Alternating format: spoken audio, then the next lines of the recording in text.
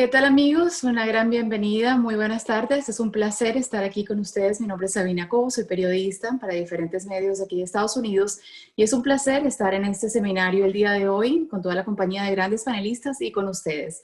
El webinar ¿Cómo el panorama político-económico americano afectará a México?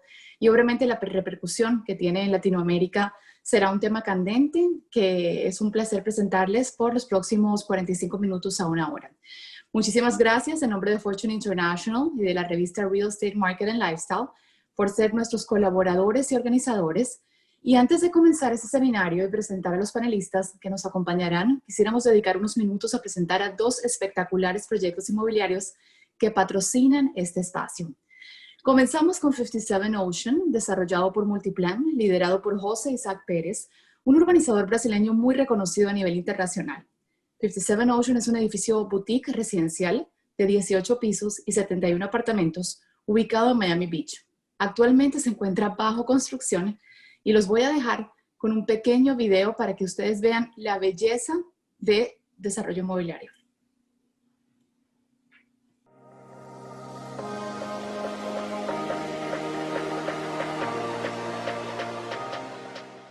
Hola a todos, muchísimas gracias por acompañarnos hoy. Mi nombre es Gianpaoli Sánchez, represento el proyecto 57 Ocean, un proyecto muy especial, el único proyecto de construcción nueva en Miami Beach, que es un área muy privilegiada. Tenemos unas playas supremamente tranquilas, estamos además muy bien ubicados a 10 minutos de Val Harbor, estamos a 10 minutos del corazón de South Beach.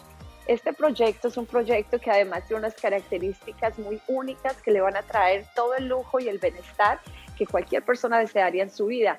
Son solamente 71 residencias, un edificio diseñado por la famosa firma arquitectónica y desarrollado por Multiplan. Este lindo oasis queda directamente en el mar. Tenemos 67 metros directamente en la arena. Entre los valores agregados con los que cuenta el edificio, tenemos un boardwalk de 8 millas. Nuestro edificio tiene la visión de mantener sus residentes siempre conectados a la naturaleza y poder aprovechar esta conexión directa que tenemos con el océano y que es un privilegio. Van a darse cuenta que a través de todo el edificio hay mucha vegetación, madera y piedra, además de unos excelentes servicios. En cuanto a áreas comunes, contamos con 2 piscinas Infinity, 2 jardines de meditación, contamos con spa maravilloso donde tendrán sauna, tendrán steam con aromaterapia, tendrán duchas sensoriales, tenemos unas cabanas ideales para un masaje en pareja o individual. Tenemos el club room con una cocina completa de chef hecha por Polyform, un área al aire libre ideal para una parrilla. En el tercer piso, mirando directamente a la ciudad, tenemos una tercera piscina, tenemos el área de juegos de niños y toda la parte de ejercicios. Contamos con las terrazas más atractivas de todo el área, con 3.7 metros de profundidad. Todas las residencias cuentan con 3 metros de altura de los techos, cocinas lujosas hechas por Polyform, igual que los baños. Nuestras residencias empiezan a partir de 116 metros cuadrados. Esto sería una residencia de 2 habitaciones mirando hacia la ciudad. Empiezan en 1.650.000. Después, mirando hacia el océano, tenemos las unidades que son un poco ya más grandes, de 2 habitaciones, más den con 3 baños, y empezamos en 3.650.000. Nuestros Sky Residences del piso 8 en adelante, con alrededor de 323 metros cuadrados de interior y 147 metros en terrazas. Son unas unidades supremamente hermosas porque tienen la vista de la ciudad y también la vista directa al océano. Para terminar, entonces los dejo con mi contacto para que me puedan llamar con cualquier pregunta o duda. Muchísimas gracias. De nuevo, mi nombre es Gianpaoli Sánchez y los espero en 57 Ocean.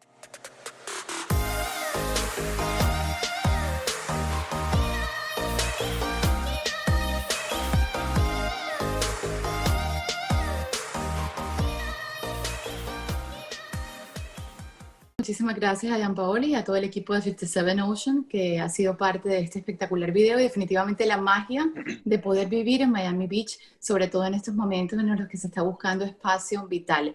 También nos acompaña Cuadro Miami Design District, un proyecto desarrollado por Alta Developers, la innovadora y reconocida compañía de desarrollo inmobiliario con base en Miami, fundada y dirigida por Raimundo Oneto, que nos está acompañando hoy durante el seminario. Cuadro es el primer edificio boutique ubicado en el Miami Design District que ofrece residencias con flexibilidad y arriendo. La construcción de Cuadro terminó recientemente y cuenta con 12 pisos y 198 residencias listas para entrar a vivir de inmediato. Así que los vamos a dejar con otro espectacular video para que conozcan al otro patrocinador del evento. Hola, muy buenas tardes a todos. Mi nombre es Montse Costello y soy representante de Cuadro at Miami Design District. A continuación les voy a mostrar un vídeo de Cuadro y les voy a explicar un poquito sobre este fabuloso proyecto, un edificio que ya está construido en el corazón del Miami Design District. Cuadro es la conexión entre la bahía de Biscayne y Miami Design District. Vive a minutos de las boutiques de los mejores diseñadores del mundo, los restaurantes más chic, los bares de moda, eventos, conciertos y espectáculos. Cuadro es una obra de arte. Tenemos en el Porte Cochere más de 500 esculturas en movimiento. El artista chileno Francisco del Río ha creado de Cuadro realmente un edificio vanguardista. Nuestras amenidades, que están concentradas en el 6º piso, pueden disfrutar de una piscina espectacular, cabanas, cocina de verano, un gimnasio de alta tecnología, el lounge para reuniones. En Cuadro tenemos residencias listas para habitar, donde se integran arte, diseño e innovación. Cuadro tiene un total de 198 residencias, de 1 y de 2 habitaciones. Como están viendo ahora, las residencias son espectaculares, muy generosas en metros cuadrados. Ofrecemos paquetes de decoración, como están viendo, tenemos una decoradora increíble, Set the Design. Las unidades, como están viendo, vienen completamente terminadas, ya con las cocinas, lavadora, secadora, incluso ya tiene las cortinas instaladas, Nest Thermostat, que lo pueden controlar con el teléfono y pueden entrar en la residencia con Latch Keyless Entryway, o sea, que no necesitan una llave. Las residencias en Cuadro at Miami Design District empiezan a unos 71 metros cuadrados aproximadamente y nuestra unidad más económica empieza a 369,450. Las residencias de 2 habitaciones tienen unos 101 metros cuadrados y van hasta 111 metros cuadrados. La residencia más económica de 2 habitaciones empieza a 565,000 y va hasta más o menos unos 770,000. Cuadro es realmente una fabulosa inversión por el potencial de generar dinero inmediatamente. ¿Y cómo? Nosotros ofrecemos en Cuadro la posibilidad de comprar la residencia, obviamente poder vivir en ella, pero poder alquilarla a largo plazo o a corto plazo. Muchísimas gracias por darme la oportunidad de presentarles Cuadro at Miami Design District. Espero verles pronto aquí en Miami. Les dejo aquí mi información y con mucho gusto les puedo ofrecer presentaciones personalizadas y contestar cualquier pregunta que puedan tener sobre el proyecto.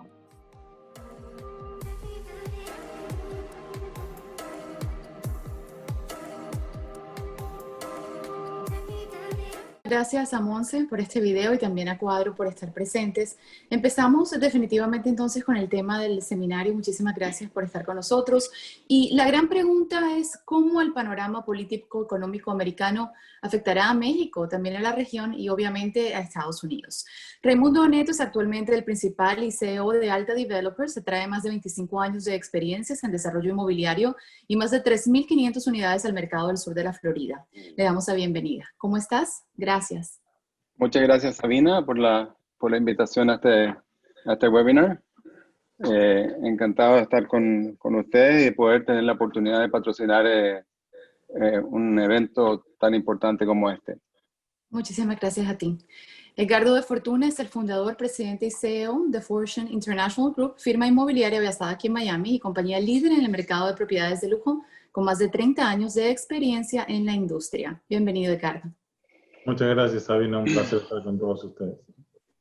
El placer es nuestro. Samuel Vázquez Herrera es economista principal de BBVA Research México. Entre sus funciones está el análisis e investigación de la economía mexicana a nivel sectorial, regional y de comercio exterior, su regulación, financiamiento y perspectiva. Bienvenido, Samuel. Gracias por invitarme. Buena tarde. Buenas tardes para ti.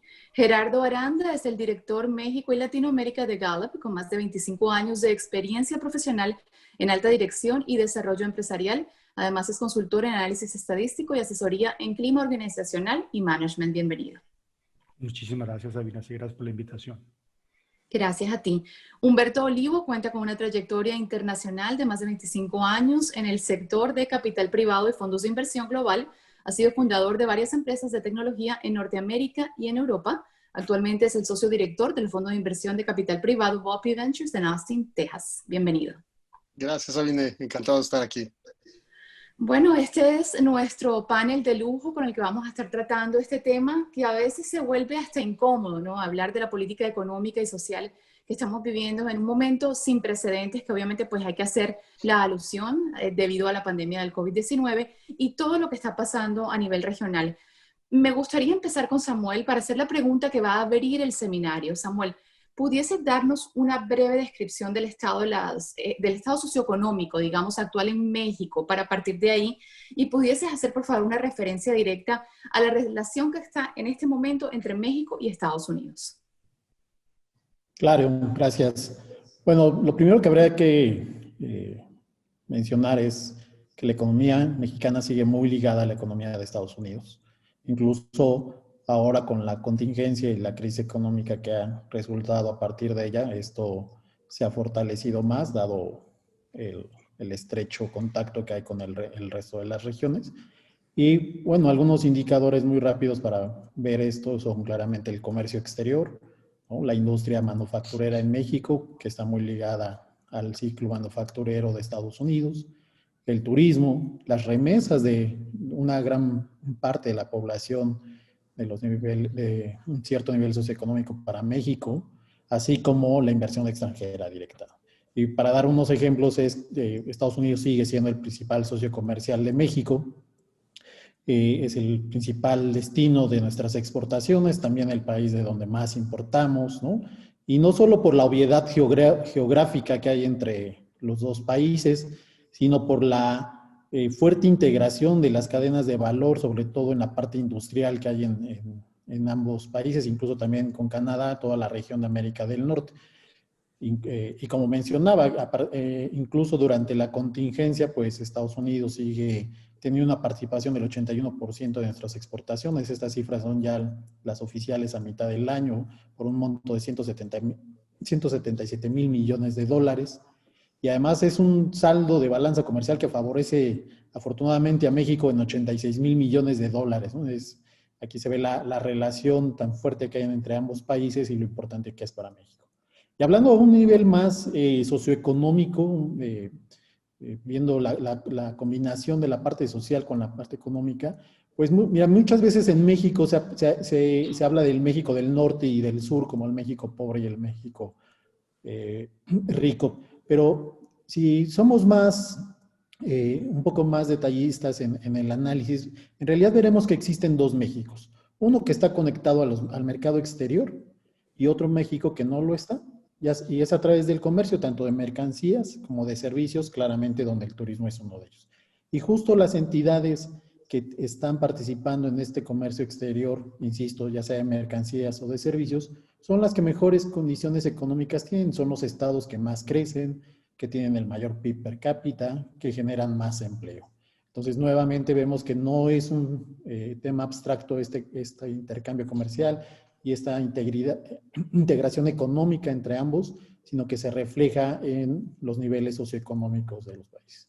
Y nada más para cerrar el punto, pues daré el resto de los indicadores. Por ejemplo, hablando en términos de inversión extranjera, que el principal destino es la manufactura, la demanda de naves industriales y todo estos servicios inmobiliarios, pues Estados Unidos sigue siendo el número uno con casi el 40% de lo que se ha invertido en el país durante el año, que son casi 18,000 millones de dólares, ¿no? De este monto. Y en términos de remesas, que vale la pena enfatizar que va dirigido a un segmento de la población que es muy dependiente de estos ingresos y de los estratos económicos pues menos favorecidos y a nivel estatal como de estas familias, pues simplemente a agosto, con todo y la inactividad que ha habido durante estos meses, pues se alcanzó un monto de remesas por poco más de 3,500 millones de dólares, lo que representa un crecimiento del 5,3% en términos anuales. Y bueno, esto simplemente para empezar y poner un panorama de cómo es la relación y el efecto que ha tenido, sobre todo para del lado mexicano, la relación con Estados Unidos.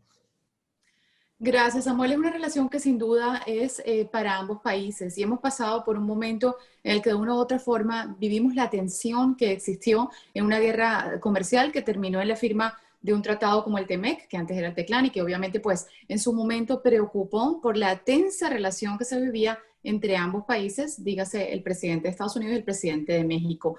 Humberto, dicho esto, ¿cómo afectó todo digamos, freeze o congelamiento que hubo, que como vimos en el indicativo, no necesariamente se dio en el aspecto comercial porque continúan siendo dos socios que comercialmente viven el uno del otro básicamente? ¿Y en qué sectores estamos viendo ahora la mayor oportunidad de inversión y de estabilidad económica? Samuel acaba de mencionar la manufactura como uno de los temas, pero me imagino que durante ese tiempo también se fue reacomodando los diferentes sectores. Sí, fíjate que uno de los, bueno, entre varios de los sectores donde vemos oportunidades, porque yo creo que lo que hay que empezar a pensar es que esta crisis es totalmente diferente a la gran crisis que tuvimos en 2008, ¿no? En donde, pues aquí tienes un tema de salud, tienes un tema de lockdown famoso, que pues, todo el mundo quedó encerrado en sus casas, y una crisis económica muy diferente a las crisis que hemos tenido anteriormente, ¿no? Entonces, yo estaría diciendo que ahorita estamos justo en la parte de pasar de una crisis a la etapa de caos, ¿no? En donde en el caos es donde se pueden generar las oportunidades. Lo que estamos viendo desde el sector privado de inversión es, por ejemplo, lo que le llamamos aquí el asset light economy, ¿no? En donde toda la recuperación que estamos viendo va a ser liderada o impulsada por el tema digital. Lo estamos viendo en cosas muy sencillas como lo que estamos haciendo en este momento, ¿no? Estar en Zoom. Pero el impulso tan fuerte que ya traía la transformación digital en prácticamente todos los sectores de la economía, con esta crisis lo único que pasó es que se aceleró de manera muy importante, ¿no? Entonces, empiezas a ver grandes inversiones, en el caso, por ejemplo, de Venture Capital. En Estados Unidos, el tercer cuarto de este año fue el segundo cuarto más alto de inversión de Venture Capital en el país, ¿no? Imagínate. Estás hablando de 35 billones de dólares, nada más en el cuarto. Y eso te habla del apetito que hay del sector de inversión para temas digitales, ¿no?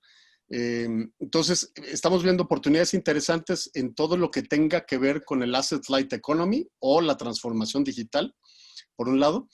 Y por el otro lado, en el tema de real estate, y un poquito retomando lo que se platicó hace un momento, es lo que estamos viendo, por ejemplo, en la cartera vencida en Estados Unidos de commercial real estate, de diferentes tipos de commercial real estate, en donde, por ejemplo, el sector que más ha sufrido pues, ha sido el de hoteles, ¿no? Traíamos a principios del año una cartera vencida de por ahí de 1.5% y ahorita está en 26%. Entonces, es un incremento muy fuerte. El otro ha sido en la parte de retail, los malls y centros comerciales que también han tenido un incremento importante en lo que es delinquency o cartera vencida. Y donde vemos un crecimiento positivo es en todo lo que es el tema de logística, de bodegas, todo lo relacionado con el e-commerce. Al crecer tanto el e-commerce, pues obviamente las bodegas, la parte de logística se vuelve muy importante y eso ha seguido creciendo en Estados Unidos, de menos en donde yo estoy, en Texas, sigue creciendo de manera muy importante. Y por el otro lado, el sector de casas, ¿no? Hemos visto un incremento en la venta de casas a nivel de todo el país muy fuerte y eso pues se debe principalmente por las bajas tasas de interés que existen, ¿no? Entonces, yo te diría que donde vemos oportunidades interesantes es en todo lo que tenga que ver con transformación digital y en el caso de real estate, pues entra también el tema de property technology, ¿no? Donde han empezado a desarrollarse sectores interesantes para hacer más eficiente y digital el sector inmobiliario que tradicionalmente era no tan digitalizado. Claro, y me imagino que ahí también estamos viendo, Humberto, sociedades comerciales entre México y Estados Unidos que están yendo hacia esas industrias o se están multiplicando. Por ejemplo, me imagino que en el sector del transporte, y te pregunto antes de pasar con Gerardo, porque quiero hablar un poquito de política, que yo creo que esa es la parte más incómoda de todo el seminario, pero esa parte, digamos, de esas industrias en las que vemos que eso se va fortaleciendo, es cuando vemos a ambas naciones integrarse, ¿no? Sí, fíjate que, o sea, yo creo que la parte tradicional del comercio tradicional, o sea, tú ves que desde 2015 la inversión extranjera directa a nivel mundial ha venido cayendo, ¿no? O sea, ya venía cayendo de manera importante antes del COVID. Con el COVID, la inversión extranjera directa pues, ha sido prácticamente en los niveles más bajos que hemos visto. Y creo que ahorita en México y Estados Unidos, aparte del comercio tradicional que de alguna manera se ha mantenido, oportunidades no están tan claras, ¿no? Creo que tenemos primero que entender cuál va a ser el nuevo mercado, cómo se va a comportar el nuevo mercado y sobre todo cuáles van a ser los nuevos modelos de negocio. Gente de México, hemos visto flujos importantes que están saliendo de México hacia Estados Unidos. De México hacia Estados Unidos. Y en donde te preguntan, oye, justo eso, ¿no? ¿Dónde están las oportunidades? Y creo que hay que entender primero cómo va a cambiar el mundo saliendo de la pandemia, ¿no? Antes de salir, yo creo que todavía hay demasiado caos, ¿no? Claro, y entonces ahí es donde voy al tema político, porque obviamente cuando estuvo en la negociación del TEMEC y toda esa gran preocupación que se generó en ambos países por el hecho de que Estados Unidos de una u otra manera estaba prometiendo que iba a traer la manufactura de vuelta, fábricas automotrices que estaban en México preocupadas por un posible cierre, Estados Unidos tratando de traer su manufactura acá, la mano de obra mexicana acá y obviamente pues la preocupación de los visados que claramente ha hecho que exista ese congelamiento aparente, ¿no? Entre ambas naciones.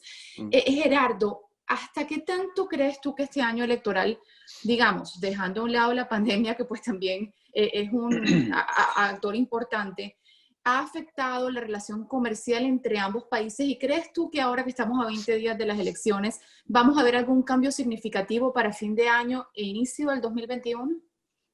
Mira, gracias.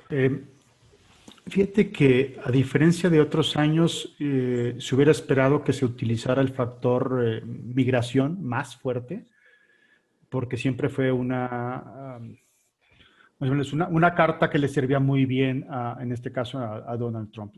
Curiosamente, no se ha usado tanto como nos hubiéramos esperado. El gobierno mexicano, con todos sus defectos o todos sus pros, se ha mantenido muy al margen de lo que está sucediendo. Entonces, yo diría que va a suceder el evento electoral en Estados Unidos sin afectar relaciones bilaterales. Y primero que nada, por la parte del TEMEC, en Estados Unidos le llaman el USMCA, el Tratado Libre de Comercio. Primero que nada, porque ese es un tratado que se aprueba bicameralmente, o sea, lo aprueban tanto republicanos como demócratas. Entonces, pues gane quien gane, definitivamente no tendría ninguna modificación. Donde posiblemente pudiera haber alguna toma de nota sería hasta el 2021, pero por lado mexicano, porque en el 2021 se renueva tanto Senado como Congreso mexicano. Pero a corto o mediano plazo, que algún cambio de lo que actualmente hoy se tiene o la forma como se viene trabajando, tanto para inversionistas mexicanos para Estados Unidos y viceversa, para inversionistas de Estados Unidos en México, yo creo que las reglas del juego siguen técnicamente las mismas, por lo menos desde la óptica política. Claro, y obviamente pues después de la posible reelección del presidente Donald Trump o del cambio, como tú bien mencionas, el Congreso ya no utilizará en gran parte el tema como un discurso político, sin duda. Edgardo, vamos entonces ahora a dar un giro hacia Estados Unidos, porque aquí también obviamente lo que ocurre en México y lo que ocurre en la política mexicana afecta la inversión inmobiliaria en Estados Unidos. ¿Tú crees que postelección en Estados Unidos habrá un cambio en el panorama económico inmobiliario del país?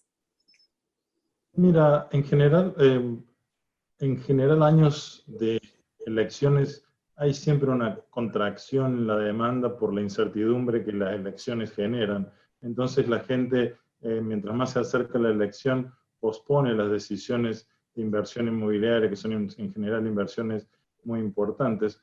Humberto lo dijo muy bien en que no podemos generalizar, o sea, realmente hay muchos diferentes tipos de inversiones inmobiliarias y estamos viendo que la parte de infraestructura y logística ha crecido muchísimo y hoy se están pagando cap rates del 2 y el 3% como compra y tú le preguntas a la gente de inversión por qué pagan tanto y ellos te dicen no podemos conseguir suficiente warehouse y suficientes lugares de proximidad al consumidor para distribuir nuestros productos. Entonces, ese sector ha continuado muy fuertemente. O sea, en general, como te decía, la política afecta en cierto modo, pero este año, entre que hay elecciones y obviamente con COVID de por medio, realmente es bastante difícil de pronosticar qué es lo que va a pasar. La realidad es que en nuestro mercado, que es más el mercado residencial, hemos continuado con una actividad muy positiva, sobre todo al principio de la pandemia en las casas unifamiliares, que realmente la gente escapó un poco al mercado muy tradicional del centro de las ciudades y se fue un poco más a las actividades más para afuera para obtener un poco más de libertad en ese tipo de estilo de vida, pero la realidad es que independientemente de quién gane, en general el año después que hay elecciones hay bastante optimismo y hay mucha actividad. Entonces, obviamente va a depender de la situación impositiva y si el presidente también gana el Senado y el Congreso. O sea, hay muchos factores que van a impactar eventualmente la demanda final. Pero yo creo que en general en el sur de la Florida estamos muy bien posicionados para atraer mucha de esa demanda, sobre todo la demanda internacional. Y ahora también hemos sido muy beneficiados por la política impositiva que se ha impuesto en los últimos años, que realmente la gente del norte de Estados Unidos, de estados que tenían impuestos estatales muy altos como New York, New Jersey, Connecticut, incluso California, realmente se han volcado a compras en la Florida, específicamente en el sur de la Florida. Eso que en realidad pensamos que si bien la pandemia y las elecciones nos han afectado, cuando esto se normalice un poco, estamos muy bien posicionados para recibir inversiones, ciertamente de México, que ya lo venía haciendo antes de la pandemia, pero en general, cuando la gente de Latinoamérica pueda viajar más y movilizarse más, yo creo que vamos a obtener un buen beneficio aquí en el sur de la Florida, independientemente de quién sea el futuro presidente. Puede haber cambios impositivos, puede haber algún caso de cambio en capital gain rules y ese tipo de cosas, pero en general yo creo que, de nuevo, la baja tasa de interés y la posibilidad de apreciación de precios hace que el real estate sea muy, muy atractivo. Sí, y de hecho, Edgardo, y entonces también pues aprovecho de preguntarle a Raimundo, que es como digamos el otro representante en este momento de aquí del sur de la Florida, hemos visto un crecimiento interesante que lo menciona Edgardo Raimundo en referencia a México y cómo el sur de la Florida entra como un competidor directo con otras ciudades de Estados Unidos por esa misma popularidad y también la relación comercial entre Miami como tal, como puente hacia otros países, y México. ¿Cómo estás viendo actualmente tú, Raimundo, la relación comercial entre el sector inmobiliario de ambos países en tu experiencia? Siempre México ha sido un socio muy importante para el tema de real estate aquí en Miami. En los últimos 20 años, en cada proyecto que hemos desarrollado, el porcentaje que tú ves al final de compradores mexicanos representa un número importante dentro de cada proyecto. Y se distribuye en proyectos de la playa o proyectos más céntricos aquí en Miami. Pero en definitiva siempre ha sido un socio, ¿cierto? Un socio desde el punto de vista de real estate muy importante dentro de los distintos proyectos que se han desarrollado acá. Últimamente, y como decía Humberto, también he visto mucha inversión, no tanto de retail, digamos, de compradores individuales de propiedades, sino que también he visto inversión de grupos mexicanos en proyectos un poco más grandes, más ambiciosos, y que están muy enfocados también en la parte residencial, ¿okay? O de desarrollo industrial. Eso es algo que he visto proyectos en Denver, he visto, bueno, en Texas, y veo más apetito, ¿no? Más apetito de inversión mexicana en este tipo de proyectos. No tanto en la compra de un departamento, sí, ya en proyectos de mayor envergadura.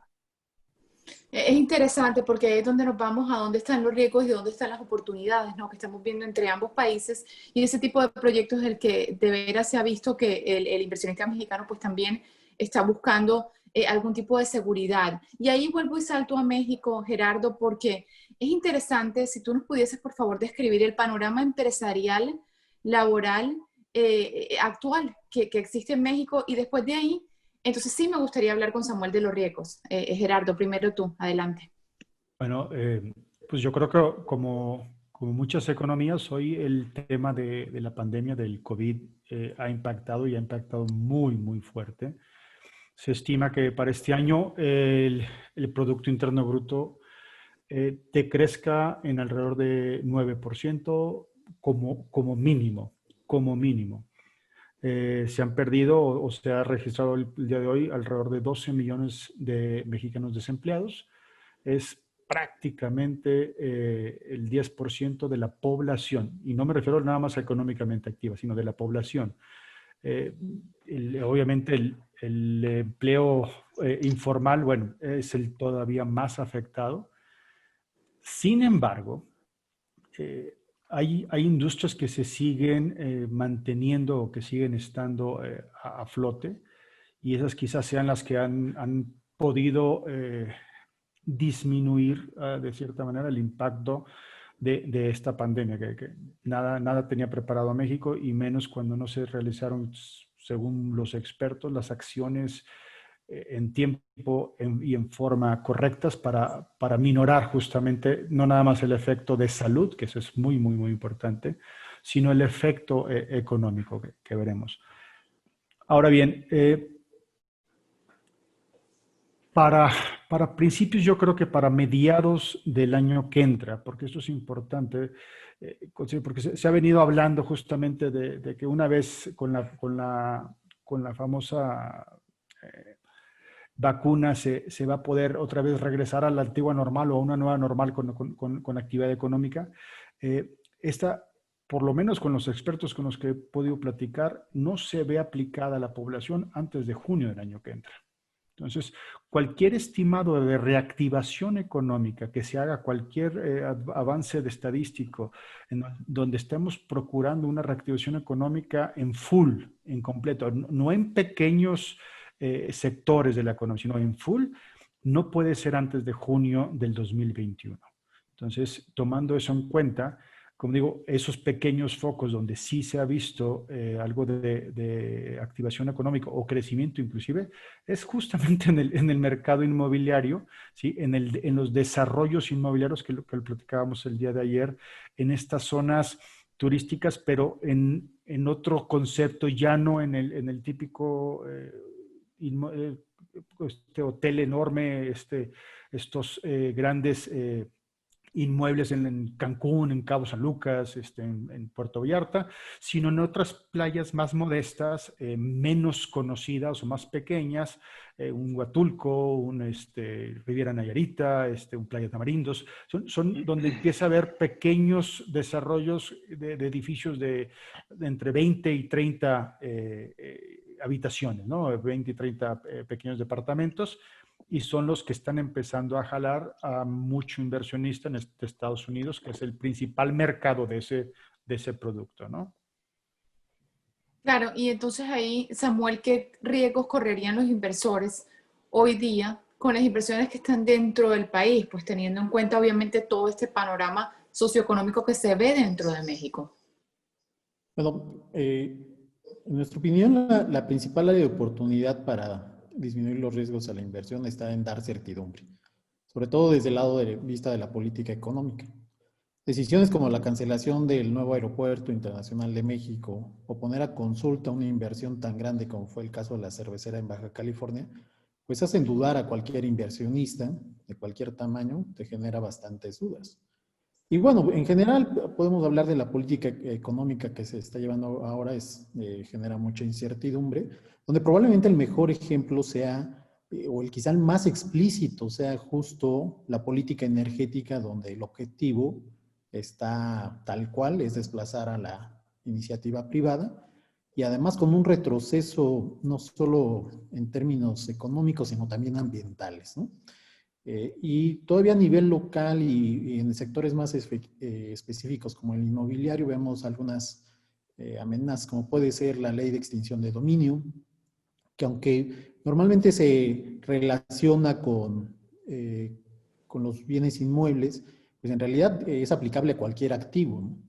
Y algunos otros a una escala, como decía, más local, el caso de la controversia sobre la ley de derechos humanos en la Ciudad de México, que busca favorecer mucho a los inquilinos a costa de los propietarios. Afortunadamente no ha tenido mucha oportunidad de seguir avanzando esto, pero bueno, es nuevamente el diseño de política que estamos observando.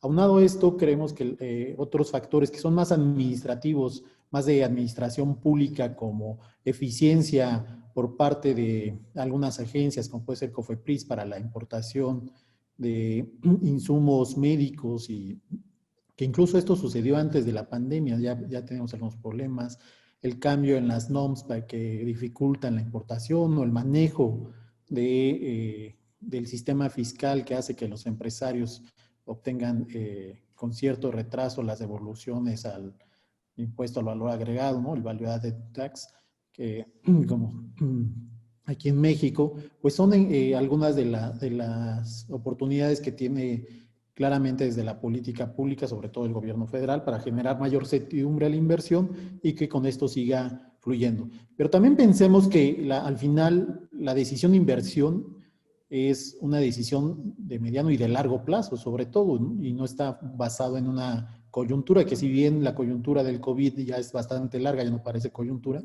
en algún momento terminará y cambiará, y estas decisiones obedecen a un mayor plazo. Cerraría nada más mencionando, haciendo una adición en favor de la inversión, de disminuir los riesgos, y es la importancia de la política de competencia económica, que ha venido un poco a menos en los últimos años. Claramente, nuevamente, la política energética lo demuestra.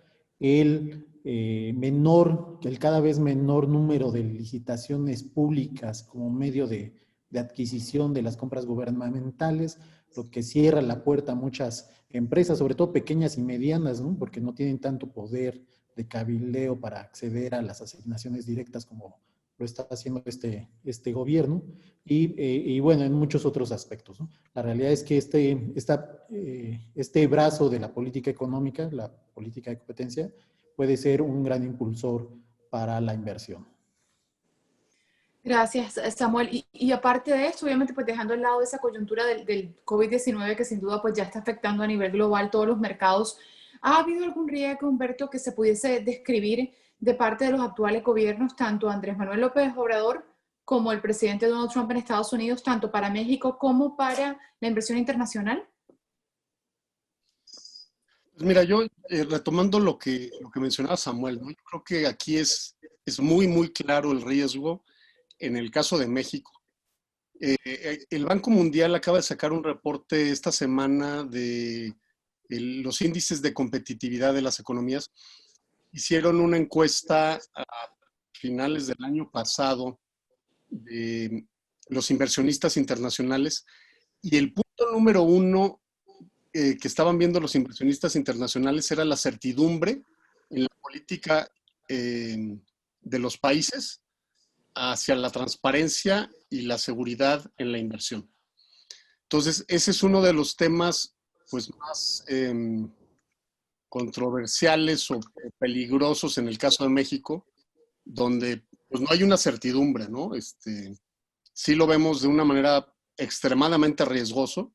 Por el otro lado, cuando te pones a ver que Estados Unidos en temas fiscales ha invertido el 16% del Producto Interno Bruto en estímulos fiscales y en la política fiscal, y en el caso de México no ha habido programas reales de apoyo a la pequeña y mediana industria, pues eso te habla también de la reactivación que vas a tener entre México y Estados Unidos, ¿no? Claro. El Economist hablaba que Estados Unidos iba a recuperarse a niveles de 2019 a mediados del próximo año, 2021, y a México lo veía en el mejor de los casos una recuperación a mediados del 2025. Entonces, acaba de salir ayer el nuevo reporte del Fondo Monetario Internacional que mejora un poquito la perspectiva, un poquito, de la economía global, pero el riesgo de México pues es muy alto, ¿no? Ya vimos que las 3 agencias calificadoras le bajó la calificación a México este año. La deuda de Pemex es deuda basura. Y por el otro lado, tú estás viendo la economía más grande del mundo con incentivos fiscales, con una política monetaria. Cualquiera de los candidatos que quede va a seguir más o menos igual, o sea, con tasas de interés bajas. Pues las oportunidades creo que en el mercado de Estados Unidos son muy interesantes, ¿no? Con pocos riesgos en general.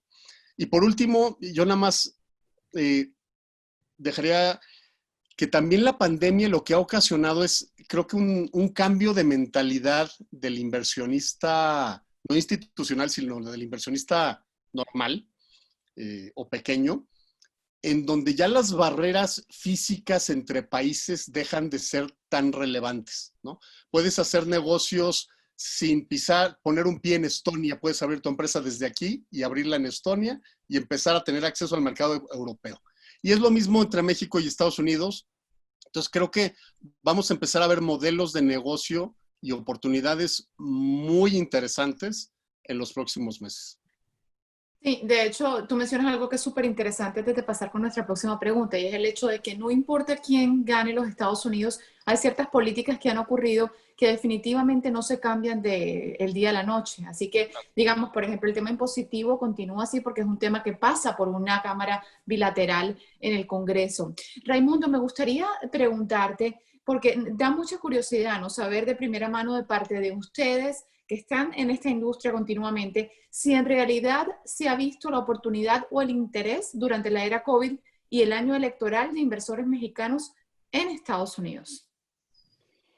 Mira, Miami siempre ha sido como el termómetro de la incertidumbre de los distintos países latinoamericanos, lamentablemente.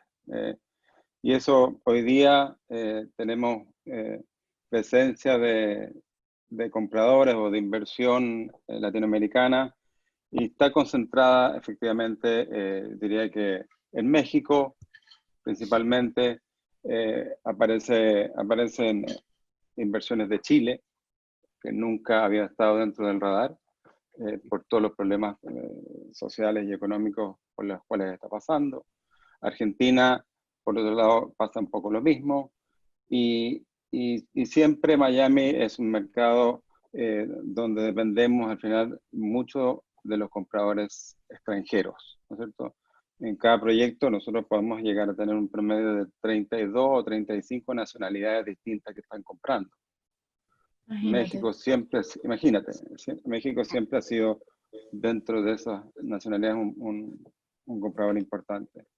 Entonces, a raíz de este nuevo proyecto que lanzamos recientemente, Cuadro, efectivamente hemos visto México como muy, o sea, con un potencial muy grande, ¿okay? Para este producto específico, porque es un producto, el producto de Cuadro es un producto que ofrece mucha flexibilidad, es un producto que les permite tener una propiedad en Miami que les da, por otro lado, un resguardo. Y vuelvo a lo mismo, al final, incertidumbre, vienen a Miami y compran ladrillos en un mercado sólido como es este, donde se va a generar plusvalía, ¿ok? Y actúan más bien en ese sentido por un tema de resguardo de patrimonio.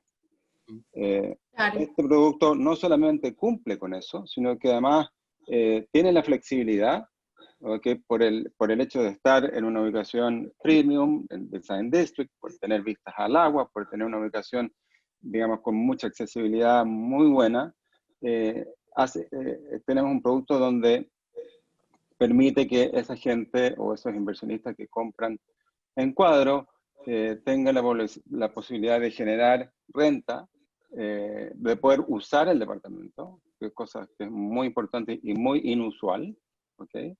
3, 4 veces al año, lo que necesiten, y van a tener una inversión que genera plusvalía y que por otro lado se paga por sí sola. ¿Y por qué pasa eso? Porque lo mencionaban otros de los panelistas, lo mencionaba antes, las tasas hoy día de intereses para préstamos hipotecarios en Estados Unidos son las tasas más bajas en la historia. Entonces, eso también hace que este momento sea un momento muy atractivo, ¿okay? Para poder invertir acá. Y seguro. Claro, y de hecho hemos visto cómo la inversión mexicana ha ido subiendo en escala dentro de esa cantidad de países que invierten primordialmente de Hispanoamérica en los Estados Unidos, con todo, y que hemos visto también un incremento reciente de países europeos invertir. Edgardo, tú auguras, y este sí definitivamente es tu zona de confort, que la inversión va a incrementar después de las elecciones de parte de México hacia los Estados Unidos, o que va a decrecer. Yo sé que es difícil la pregunta, pero... Sí, o sea, en realidad, como muy bien expresaba Raimundo y Humberto, por la situación mexicana en general, se estaba viendo un incremento significativo de la inversión de mexicanos en Estados Unidos en el tema inmobiliario, incluso antes de las elecciones y antes de la pandemia. O sea, había un traslado de capital mexicano de inversión a Estados Unidos. En los últimos, yo te diría 10 o 15 años, el mexicano, sobre todo el mexicano de alto poder adquisitivo, que realmente diversifica en otros activos o en otros países, como en el caso de Estados Unidos, realmente cuando venía a Estados Unidos, sobre todo en la parte inmobiliaria, anteriormente iba a California, a Los Ángeles, a San Diego, a Texas, pero en los últimos 10 a 15 años descubrió Miami con mucha fuerza. Realmente el mexicano se enamoró de Miami, realmente tenemos muchísimos clientes mexicanos que no solo compran propiedades como inversión, sino que hoy también están participando en proyectos como equity participants, o sea, como inversores directos en el proyecto para realmente entrar desde el cero y realmente tratar de aprovechar ese tipo de inversiones. Pero como explicaba Raimundo recién, los productos como los que presentamos esta tarde, el caso de Cuadro, que es un producto muy accesible porque desde los $375.000 tú puedes comprar una propiedad en Estados Unidos y tenerla para cuando la necesitas, y después la puedes alquilar y generar un ingreso que es significativamente mayor que lo que te están dando las tasas de interés si lo dejas en el banco, hace esto muy atractivo.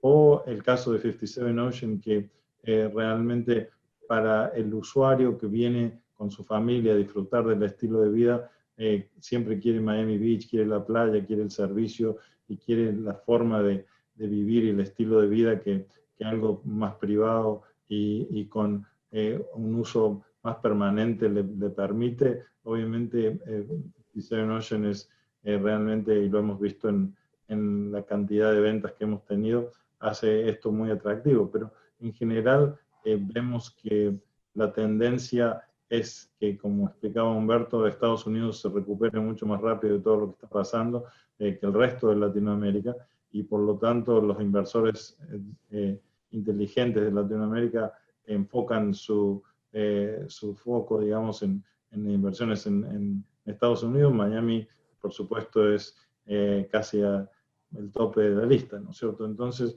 realmente pensamos que esto va a continuar y que independientemente que quien gane, va a tener que reactivar la economía creando incentivos y manteniendo las tasas de interés muy bajas. Realmente vemos que puede llegar a ser muy positivo después que todo esto pase, casi como te decía, independiente de quién gane las elecciones a fin de año.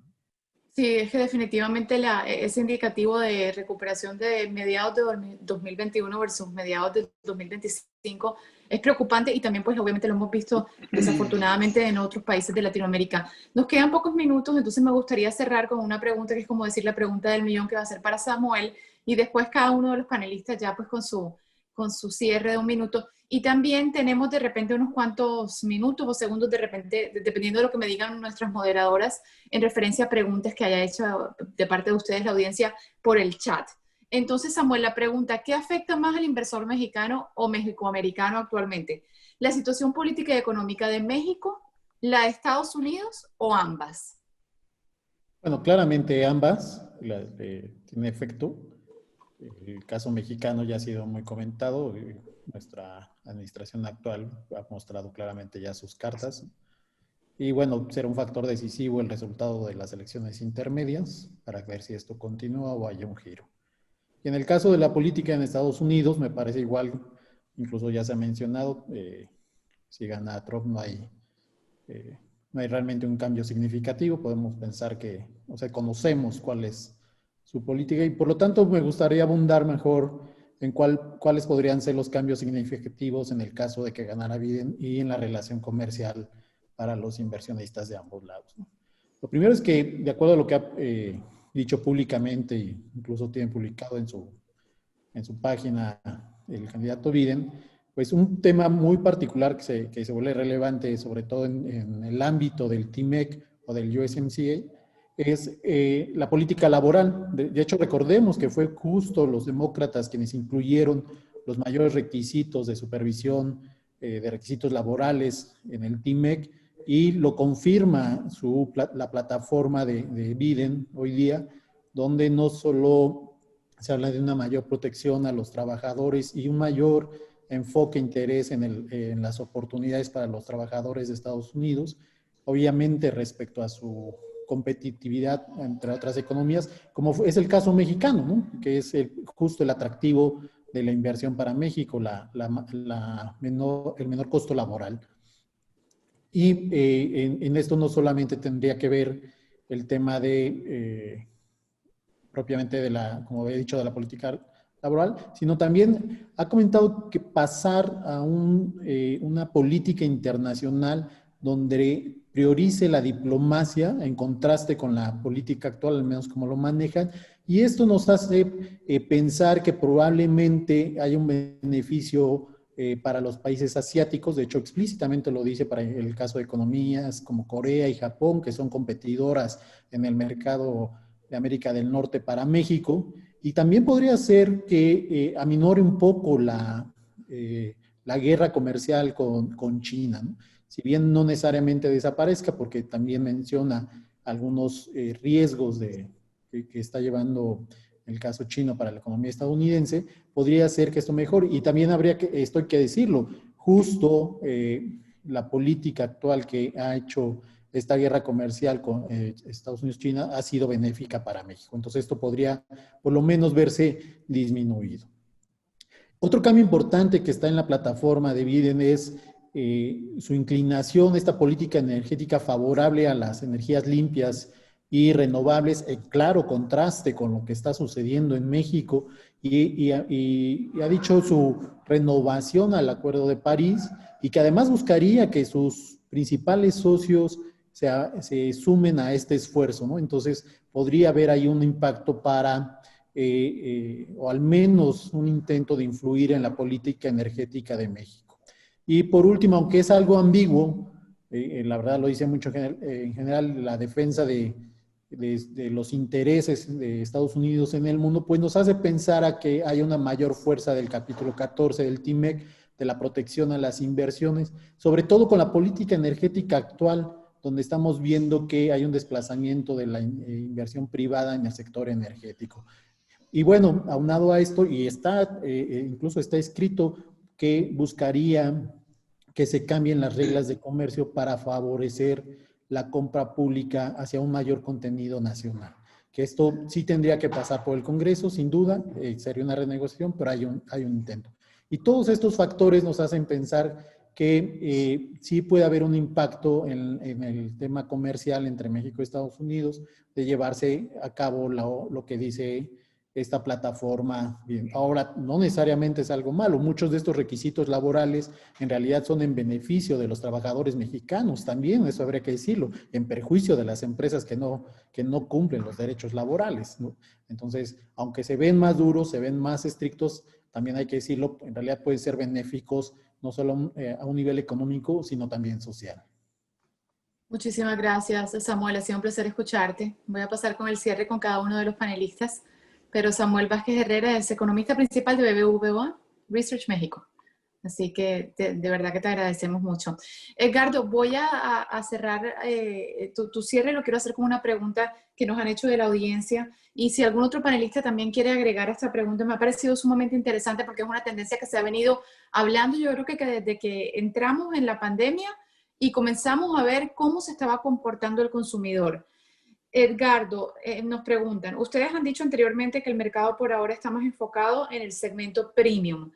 Y obviamente, pues aquí estamos hablando de real estate, pero puede ser también de otros bienes, ¿no? Automotriz, etcétera. ¿Sigue esta la tendencia? Vamos a hablar entonces de Estados Unidos. Sí, en general, obviamente, nosotros en Fortune nos especializamos en el mercado premium, ¿no es cierto? O sea, si estamos hablando de la parte residencial, sí, la gente realmente busca calidad y realmente se enfoca en los desarrollistas que tienen una buena trayectoria y una muy buena reputación. Entonces la gente, realmente el mercado premium o el real estate premium siempre mantuvo su valor y realmente tiene una aceptación mayor. Obviamente hay más oportunidades de diversificación y la gente tiene más movilidad en todo el mundo. Entonces se ven otro tipo de inversores que no son solo el $1.000.000 para arriba, pero en general el momentum se mantiene más en el mercado premium que en los mercados más secundarios, a pesar de que ha habido una gran influencia o un gran movimiento hacia producto para la renta. O sea, realmente el multifamily, como le llamamos aquí en Estados Unidos, ha tenido muchísimo auge. Realmente desde los inversores privados, grupos, family offices, hasta los mayores hedge funds de Estados Unidos, todos están invirtiendo en ese mercado porque, como siempre, la necesidad de vivienda es siempre muy importante y se enfocan tanto en en la vivienda que es un poco más accesible y también la vivienda premium. Entonces, realmente depende del sector y depende el tipo de inversión. Se están viendo ambas cosas y realmente hay mucha necesidad de vivienda más para el empleado más de menor nivel. Entonces, este tipo de inversiones en áreas un poco más alejadas de las metrópolis realmente también está teniendo muchos efectos. Edgardo, muchísimas gracias. Gracias. Edgardo de Fortuna es el fundador, presidente y CEO de Fortune International Group. Gerardo, la misma pregunta para ti, para que nos hables de la tendencia mexicana y también para que nos des tus palabras de cierre. ¿De la tendencia mexicana? Con respecto al lujo. ¿Crees Correcto. que el mercado estaría siguiendo esta tendencia premium en general de consumo durante la pandemia? Dado que es el sector que menos se ha golpeado económicamente hablando con el tema de la pandemia, por supuesto que sí, y que hoy, creo que lo decía muy bien Humberto, hoy es un sector, es un grupo de inversionistas, si no estoy hablando de estos great moguls, estos grandes, sino el inversionista, decir de a pie, o sea, la persona de entre 1 y 5 millones de dólares, ¿sí? Se está diversificando. Obviamente, esta pandemia, si algo enseñó, es que tu dinero en la bolsa no necesariamente está seguro. Entonces, uno de los medios que han aprendido a diversificar o a asegurar inversiones con grandes rendimientos y con crecimiento de su valor ha sido a través de estos proyectos inmobiliarios y principalmente son en el sector de lujo, ¿no? En el sector de alta gama. Definitivamente sí. Pero más que todo quería nada más retomar el tema de lo de las elecciones por un dato nada más muy curioso. Ahorita lo decía Samuel, que si ganaba uno o ganaba el otro. No, estaba yo revisando hace ratito los registros de Gallup. En los últimos 70 años, ningún presidente ha ganado la reelección cuando llega en esta con menos de 50% de aprobación. Al día de hoy anda en el 46, más para ser claros. Hoy trae 46% de aprobación. No ha llegado nunca en todos sus casi 4 años que lleva al frente del gobierno de Estados Unidos Donald Trump al 50%. Siempre se coloca. Entonces, todos los presidentes, Jimmy Carter, Bush, George H. Bush, que llegaron al midterms, a las elecciones de medio término, la perdieron justamente porque en el día de la elección no mostraban tener. La incógnita era con Barack Obama, pero traía el 51% Barack Obama y aún así lo gana. Entonces, la estadística de la historia diría o indicaría quién tiene las posibilidades de ganar, y más hoy teniendo en el compendio de las más importantes encuestas casi 14 puntos porcentuales de diferencia. Todo parece indicar que quien se llevaría las elecciones el próximo 3 de noviembre sería Joe Biden, como una muy real posibilidad, más que la posibilidad o la factibilidad a través del voto que la ganara o que pudiera colocarse otra vez para un siguiente término Donald Trump. Gerardo, muchísimas gracias por este excelente análisis. Gracias. De hecho, yo creo que ese análisis es el análisis que todo el mundo está como esperando, ¿no? Porque también se está hablando de los porcentajes de votación y lo hablábamos antes del seminario. El hecho de que se piensa que si el candidato que está liderando, que en este momento las encuestas a nivel nacional tiene más de 6 puntos, ahí entonces Correcto. Obviamente pues no pudiese tampoco ganar Donald Trump porque Joe Biden lidera en este momento por 10. Ahí se ganarían los colegios electorales. Es todo una matemática que solamente vamos a conocer el próximo 3 de noviembre o el 4 o el 5, dependiendo de lo que pase. Gracias, Gerardo Grande, director México y Latinoamérica de Gallup. También quiero agradecer a Humberto Olivo. Humberto, gracias y pues tus palabras finales. Gracias. Fíjate, yo coincido en prácticamente todo, pero creo que no hay que perder de vista que lo que estamos viviendo es algo sin precedentes, ¿no? Entonces, hemos visto que muchos de los modelos y de las creencias de hace menos de un año, ya no sirven, ¿no? Han cambiado totalmente. Entonces, yo sería muy escéptico y más bien estaría muy receptivo a todo eso nuevo, ¿no? Por último, cerraría con un tema que creo que ya no nos dio tiempo, pero que es muy importante y que daría para otro seminario. El desfase tan importante que hay entre Wall Street y Main Street, como decimos aquí, ¿no? O sea, entre las bolsas de valores y la economía real, ¿no? Tienes un desfase que pocas veces se habían visto en la historia, y eso creo que tener otro seminario en eso, ¿no? Pero yo creo que había que estar muy cerca de cómo se comporta el mercado financiero, que no es como cuando estuvo la crisis del 2008, y qué va a pasar con la recesión económica, que aunque el Fondo Monetario Internacional ayer dijo que no la ve muy fea, pero no tan fea como en junio, vamos a tener una recesión mundial muy importante. Gracias, Humberto. Es que sin duda estamos viendo una tendencia sin precedentes que es sumamente difícil de predecir hasta para nosotros que somos analistas y trabajamos en esto a diario. La noticia va cambiando día a día. Humberto Oliva, gracias. Eres socio director del Fondo de Inversión de Capital Privado, Volpi Ventures, desde Austin, Texas. Buenas noches. Y también me despido con sus palabras finales de Raimundo. Raimundo, cuéntanos. Gracias, Sabina, y muchas gracias por la invitación. Yo quería recalcar un poco cómo ha cambiado el tema de la pandemia en el uso de la vivienda, ¿no? En el uso de la vivienda residencial. Nosotros nos especializamos en el área residencial y hemos visto cómo durante la pandemia y esta crisis es el producto de real estate o inmobiliario que mejor se ha defendido de la pandemia. La gente, y esto va muy de la mano del resguardo de capital que hablaba antes, ¿sabes? Porque hace que una inversión aquí en Estados Unidos en el mercado residencial sea muy segura, aún en estos tiempos de pandemia. La gente se preocupa de pagar su vivienda. Si no paga, le afecta su crédito, por lo tanto está jugando con riesgos mayores. Y hemos visto, digamos, muy bajos porcentajes de delinquency, de gente que no ha pagado su renta. Entonces eso hace que a su vez la inversión que tú estás haciendo en un país extranjero, en un determinado tipo de proyecto, sea muy segura. En los pasados 30, 45 días, y un poco por lo mismo que hablaba antes, por esta incertidumbre, en este proyecto específico en Cuadro hemos tenido más de 35 ventas.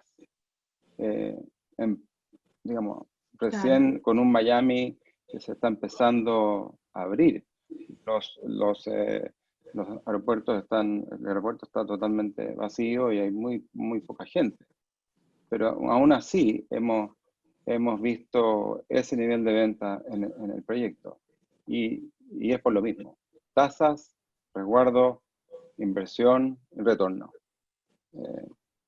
Así que nada, nuevamente te agradezco la invitación y aquí estamos. Apúrense, llamen a Fortune y, Claro. y a comprar. Gracias. Muchísimas gracias, Raimundo. Raimundo Nieto es actualmente el principal y CEO de Alta Developers y sin duda ha sido una noche aquí en Miami que ya estamos oscuros, sumamente interesante, un panel de lujo, el agradecimiento a Fortune International, a la revista Real Estate Market and Lifestyle, a los patrocinadores Cuadro y 57 Ocean, a los panelistas y a todos ustedes que se han unido desde cualquier parte de Hispanoamérica para estar con nosotros en este seminario, pues esperando que se unan al próximo, y a todo el equipo que está detrás de cámaras que ustedes no pueden ver, pero que ha hecho esto posible, desde las prácticas hasta toda esta parte del Zoom. Yo me despido y les doy las buenas noches a todos, que tengan ya casi un lindo fin de semana. Chao, chao.